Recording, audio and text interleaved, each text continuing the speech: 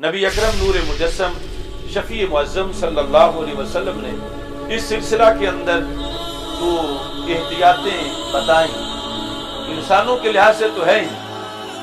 آپ نے حیوانوں کے لحاظ سے بھی بتائیں۔ یعنی آج ہیومن رائٹس کے لحاظ سے بات ہوتی ہے تو نبی اکرم نور مجسم شفیع معظم صلی اللہ علیہ وسلم رحمت ہے سارے جہانوں کی، اور اپنے غلاموں کو حیوانوں کے لحاظ سے جو آداب تھے، حقوق تھے، ان سے بھی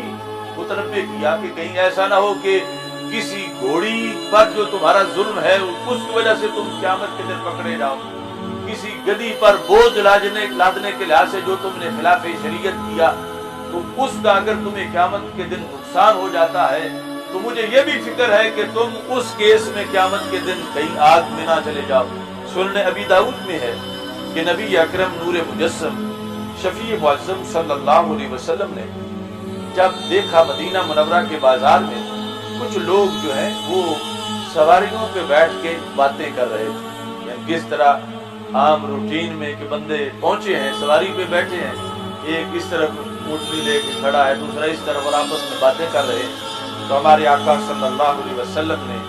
فرمایا ایاکم ان تتخذوا ظہور دوابکم منابر،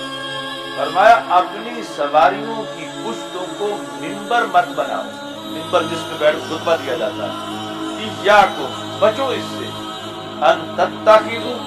ظہور دوابکم منابر، منابر منبر کی جمع ہے، ظہور ظاہر کی جمع ہے، کہ اپنے سواریوں اب دابا میں وہ گدی ہے، خچر ہے، گھوڑا ہے، اونٹ ہے، فرمایا ان کی جو پشت ہے اس کو تم منابر نہ بناؤ، منبر نہ بناؤ۔ دوسری حدیث شریف میں نے یہ پڑھا، وہاں یہ الفاظ ہیں کہ لا تتخذوها کراسیکم، ان کو اپنی کرسی نہ بناؤ۔ یعنی یہ فرق دیا کہ سواری اور کرسی میں فرق ہے کہ جب سفر ہو رہا تھا تم بیٹھے تھے تو اس وقت وہ سواری تھی، اور فرمایا رب نے ان کو تمہاری سواری تو بنایا ہے، تمہاری کرسی نہیں بنایا۔ اب مدینہ منورہ کے بازار میں تو تم اوپر بیٹھے ہوئے ہو تو یہ تم سواری سے کرسی والا کام لے رہے ہو، تو رب نے سواری کو سواری بنایا ہے، کرسی نہیں بنایا۔ تو یہ اس حد تک دین رحمت ہے کہ جانوروں کے لحاظ سے بھی اس اتنا حقوق کو رسول پاک صلی اللہ علیہ وسلم نے بیان کیا، اور اس میں بھی بہتری بالآخر انسانوں کی ہے کہ اگر جانوروں کے ساتھ حسن سلوک پر جنت مل رہی ہے اور اگر یہ لحاظ نہ رکھیں تو جہنم میں جانا پڑ رہا ہے، تو رسول پاک صلی اللہ علیہ وسلم کو فکر ہے کہ اس لحاظ سے بھی میرے غلاموں کا نقصان نہ ہو۔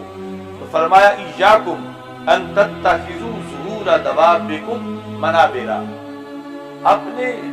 چوپایوں کی جو پشتیں ہیں ان کو منبر بنانے سے بچو۔ کیوں؟ فرمایا فإن اللہ انما سخرها لکم لتبلغکم الی بلد لم تکونوا بالغیہ الا بشق الانفس، فرمایا یہ رب نے تمہارے لیے مسخر کیے،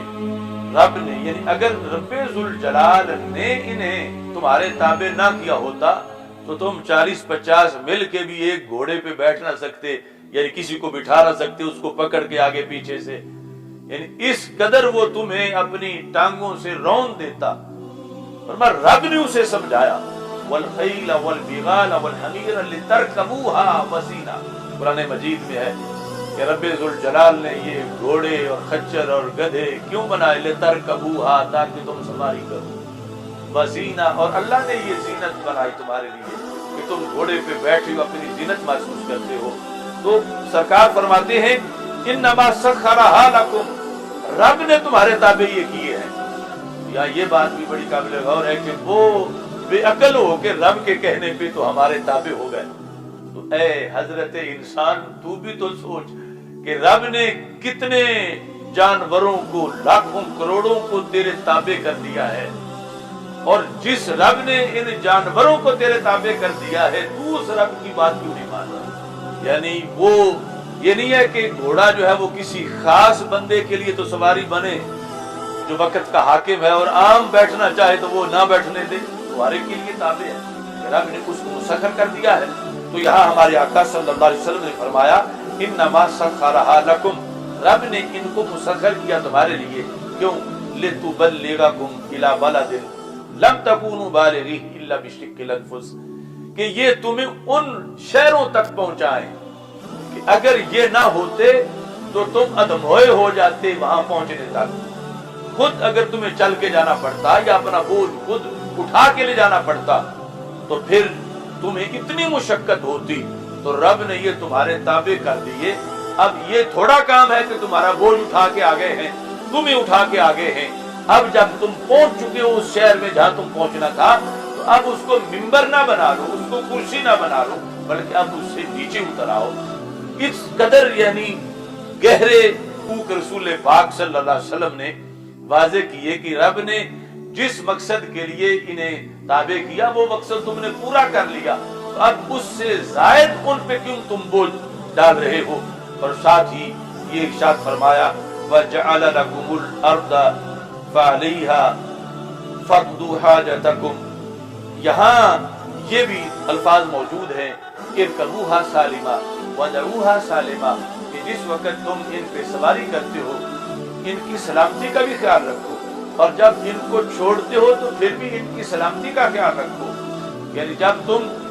سواری کر رہے ہو تو سلامتی کیا ہے کہ اگر کوئی نہر اتنا وہ نالا چوڑا ہے کہ یہ چھلانگ مار کے اس کو عبور نہیں کر سکتی سواری، تو تم خواہ مخواہ اس کو زیادہ چوڑی جگہ سے گزارتے ہو کہ وہ اس میں اسے تکلیف ہوتی ہے، یا چلاتے وقت یوں دوڑاتے ہو کسی پہاڑی پر وہ ایکسیڈنٹ کر دیتے ہو، اس کو کس طرح تیز کر کے لے جاتے ہو، ورنہ اس کی سلامتی کا خیال رکھو۔ اور جس وقت تم منزل پہ پہنچ جاتے ہو تو اس وقت بھی تم اس کی سلامتی کا خیال رکھو، یعنی اسے پانی پلاؤ، اسے چارہ ڈالو، اور یہ چیزیں تمہارے لیے تمہاری آخرت کے لحاظ سے کل مفید ہوگی۔